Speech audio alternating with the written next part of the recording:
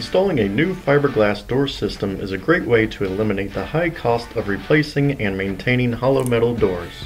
This video will show the basics of installing an Eliason CF-9000 fiberglass system. Please read and understand the installation instructions. This video is not intended to replace that manual, which includes important safety information. Always practice safe lifting techniques throughout the entire installation. Installation will require the following tools: cordless drill, pry bars, jigsaw, level, utility knife, tape measure, Phillips head screwdriver, hammer, caulking gun, composite shims, C-clamps, punch, carpenter's square. Lifting equipment or a helper might be required depending upon the size and type of door. Measure the existing opening width and height. It should be 1/4 inch larger in width and 1/8 inch larger in height compared to the overall frame width and height dimensions. Carefully unpack the crate and lay the parts out on the packaging materials provided. The hardware box includes the installation instructions.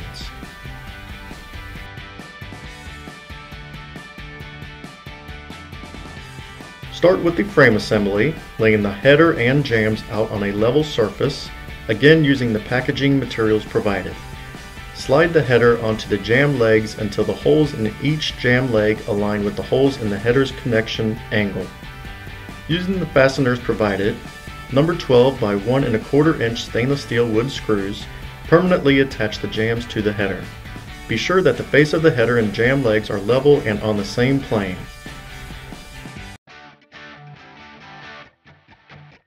Confirm swing and then position the assembled frame in the existing opening. Use a level and square to make sure the frame is level, square, and plumb. If necessary, use composite shims between the jamb and the wall. Your wall type will determine the anchors required to attach the frame to the wall. In this application, we are attaching to a metal opening which requires stainless steel machine bolts, nuts, and washers. If you are installing a threshold, make sure the floor is prepared for a level threshold installation. Cut the threshold to the proper dimension and use a jigsaw to notch the threshold to go around the stops on both sides. Use masonry, grout, or construction adhesive and Tapcon fasteners to permanently attach the threshold to the ground. Prior to hanging the door, attach all hinges to the door utilizing the number 12 by 3 inch stainless steel wood screws provided. Based on your level of experience and if a second person is not available to assist, you may choose to use a wood block and pry bar to lift the door to aid in the aligning of the door hinges to the mortised hinge pockets located on the hinge jamb. 2 people are required on all fire doors and doors larger than 3 foot wide and 7 foot 2 inches tall. Install hinges to hinge jamb using the number 12 by 1 1/4 inch stainless steel wood screws provided, then check fit. In this application, we are installing a Hager cylindrical lever set. Using the owner's manual provided, mark holes where required with punch and drill the holes through the door face. Insert the latch into the prepared area on the leading edge of the door, mark holes, pre-drill, and permanently fasten the latch mechanism using the screws provided. Align the strike on the strike jamb into the factory prepped mortise area. Pre-drill the holes and permanently attach the strike to the frame using the screws provided. In this video, we are showing a standard ASA strike. Following the instructions provided, make adjustments to the lever assembly to accommodate to the thickness of the door and permanently install. Check the lock set to make sure it functions properly.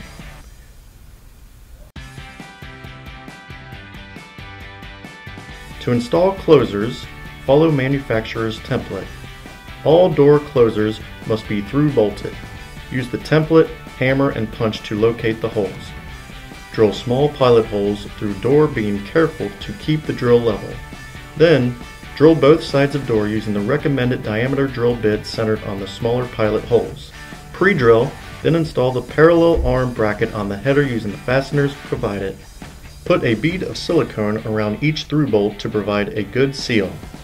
Make sure you do not over-torque the through bolts or you may cause the door face to dimple. Attach the arm to the arm bracket. Test closer operation and make proper adjustments for spring power, sweep speed, latch speed, and back check. Install the cover plate.